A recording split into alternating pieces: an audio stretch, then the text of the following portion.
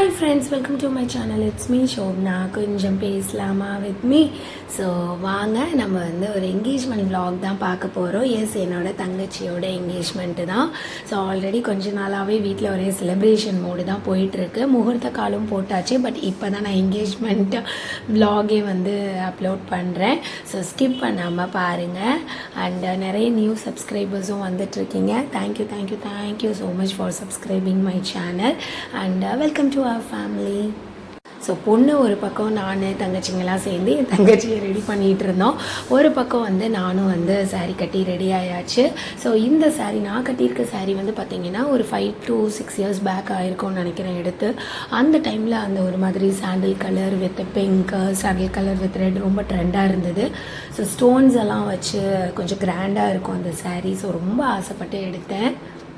எங்கள் வீட்டிலே தான் நாங்கள் என்கேஜ்மெண்ட் பண்ணோம். பட் ஸ்டில் வந்து கிராண்டாக கட்டிக்கலான்னு சொல்லிட்டு அந்த சாரீ கட்டியாச்சு.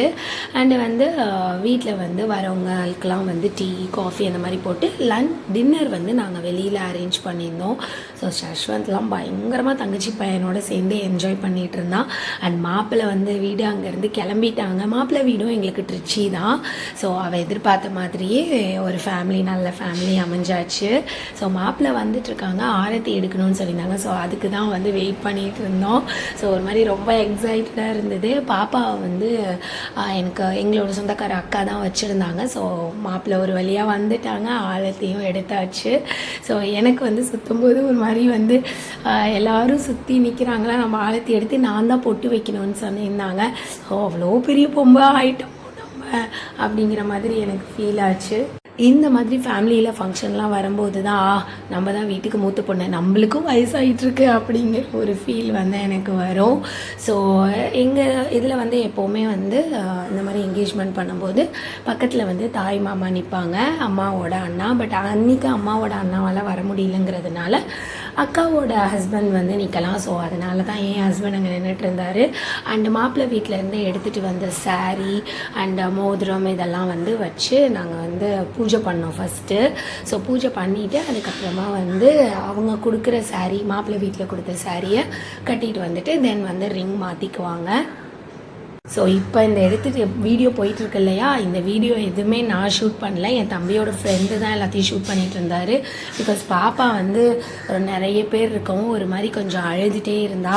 ஸோ அதனால் அவளை நான் சமாதானப்படுத்திகிட்டே இருந்தேன். என் தம்பியோட ஃப்ரெண்டு தான் எல்லாத்தையும் வந்து வீடியோ கேப்சர் பண்ணி கொடுத்துருந்தாரு.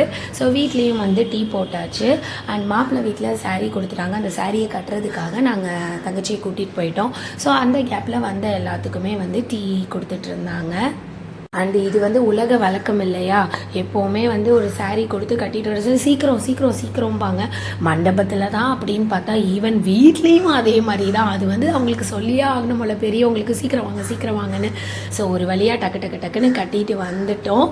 ஸோ இந்த சாரீ எப்படி இருக்குது அப்படின்னு சொல்லுங்கள். எங்களுக்கு ரொம்ப பிடிச்சிருந்தது. நல்ல ஒரு பேஸ்டல் கலர், ஒரு மாதிரி வந்து எப்போவுமே கேஷுவலான பிங்க்கு, ரெட்டு, ஆரஞ்சு அந்த மாதிரி இல்லாமல் நல்ல ஒரு பேஸ்டல் கலரில் எடுத்திருந்தாங்க. அண்ட் ரிங்குமே வந்து எக்ஸ்சேஞ்ச் பண்ணிக்கிட்டாங்க. ஸோ ரிங் வந்து பார்த்தீங்க அப்படின்னா அப்படியே நேம் மாற்றி போட்டு அந்த மாதிரி தான் வந்து எக்ஸ்சேஞ்ச் பண்ணியிருந்தாங்க. ஸோ ஒரு மாதிரி வீட்டில் ரொம்ப அன்றைக்கி ஹாப்பியாக இருந்தது. எப்போவுமே நம்மளுக்கு வந்து நம்ம சொந்தக்காரவங்க அப்படி இல்லைன்னா ஃப்ரெண்ட்ஸ் அவங்க மாதிரி வீட்டில் வந்து ஏதாவது ஒரு ஃபங்க்ஷன் நடக்கும்போதே நம்மளுக்கு ரொம்ப ஒரு மாதிரி எக்ஸைட்டடாகவும் ஹாப்பியாக இருக்கும். அதுலேயும் நம்ம கூட பிறந்தவங்களுக்கு நடக்கும்போது yes we will be very happy இல்லையா. ஸோ அது மாதிரி தான் எங்களுக்கும் அன்றைக்கி இருந்தது. ஸோ எனக்கு மொத்தம் 3 தங்கச்சி, ஒரு தம்பின்னு ஆல்ரெடி நம்ம சேனலில் சொல்லியிருப்பேன். ஸோ இவங்க தான் வந்து 3வது தங்கச்சி. ஸோ இப்போ எல்லா தங்கச்சிங்களுக்கும் கல்யாணம் ஆயாச்சு. அது இன்னுமே தம்பி தான் இருக்கார். ஸோ அடுத்து கூடிய சீக்கிரம் டும் அவருக்காக தான் இருக்கும். பட் ஒரு சில வருஷங்கள் ஆகணும். Because you need to settle down. தங்கச்சி வந்து எல்லாம் கலாச்சிட்டு இருந்தோம். பிகாஸ் மேலே மாலை போட்டு உங்களால் வெயிட்டு தாங்க முடியுதா அனுப்பியா அப்படின்னு சொல்லிட்டு சில கிளிப்ஸ் எல்லாம் எடுக்கும் போது நான் அந்த இடத்துலையே இல்லை. பிகாஸ் பாப்பா பயங்கரமாக அழுதுட்டு இருந்தாங்க. ஸோ அவங்கள நான் உள்ளார சமாதானப்படுத்திட்டு இருந்தேன். அண்ட் ரிங்கெல்லாம் மாற்றி முடிச்சுட்டு இந்த மாதிரி வந்து ஆழத்தை எடுத்து திருஷ்டி கழிச்சிடுவாங்க. ஸோ இதுக்கப்புறம் என்ன அப்படின்னு சொல்லி பார்த்தீங்கன்னா கேக் கட்டிங் தான். இது வந்து ஒரு சர்ப்ரைஸ் தான் எங்களுக்கு. என்னோட 2வது தங்கச்சி ஹோம் பேக்கர். ஆல்ரெடி வந்து நம்ம சேனலில் நிறைய வாட்டி நான் சொல்லியிருக்கேன். ஸோ அவள் தான் வந்து வந்து கேக் பண்ணியிருந்தா. கேக் என்ன ஃப்ளேவர்னு பார்த்தீங்கன்னா குல்ஃபி கேக்கு. அண்ட் அந்த டைமில் வந்து எனக்கு பார்த்தீங்கன்னா என்கேஜ்மெண்ட் டைமில் கொஞ்சம் கோல்டு வேறு இருந்தது. ஸோ என்னால் வந்து அந்த கேக்கை என்ஜாய் பண்ண முடியல. பட் வந்து எல்லாருமே சாப்பிட்டு ரொம்ப ரொம்ப நல்லா இருக்குன்னு சொன்னாங்க. ஸோ இப்போல்லாம் என்கேஜ்மெண்ட் வெட்டிங்னாலே வந்து கேக் கட்டிங் ஒரு மேண்டட்டரி ஆயிடுச்சு இல்லையா. அதுலேயும் நம்ம வீட்டில் ஒரு ஹோம் பேக்கர் இருக்கும்போது கண்டிப்பாக கேக் இல்லாமல் எப்படி அப்படிங்கிற மாதிரி தான் இருந்தது. ஸோ கேக் கட் பண்ணி எல்லாம் கலாச்சிட்டு பயங்கரமாக என்ஜாய் பண்ணிகிட்டு இருந்தோம். ஸோ வந்து இனிமேல் அடுத்தடுத்து நம்ம சேனலில் வந்துட்டு கொஞ்சம் நாளைக்கு வந்து செலிப்ரேஷன் அண்ட் ஃபங்க்ஷன் மோடு தான் வந்துட்டுருக்கோம். அண்ட் இந்த என்கேஜ்மெண்ட் vlog உங்களுக்கு பிடிச்சிருந்தது அண்ட் என் தங்கச்சியோட சாரீ எப்படி இருக்குது, நாங்கள் பண்ணியிருக்க மேக்கப் எப்படி இருக்குது அப்படின்னு மறக்காமல் கமெண்ட் பாக்ஸில் சொல்லுங்கள். அண்ட் இந்த வீடியோ உங்களுக்கு பிடிச்சிருந்தா லைக் பண்ணுங்கள், ஷேர் பண்ணுங்கள், கமெண்ட் பண்ணுங்கள். மறக்காமல் நம்ம சேனலை சப்ஸ்கிரைப் பண்ணிக்கோங்க. And keep supporting friends. And சில பிக்ஸ் எல்லாம் நான் ஆட் பண்ணுறேன், ஸ்கிப் பண்ணாமல் பாருங்கள். பாய்.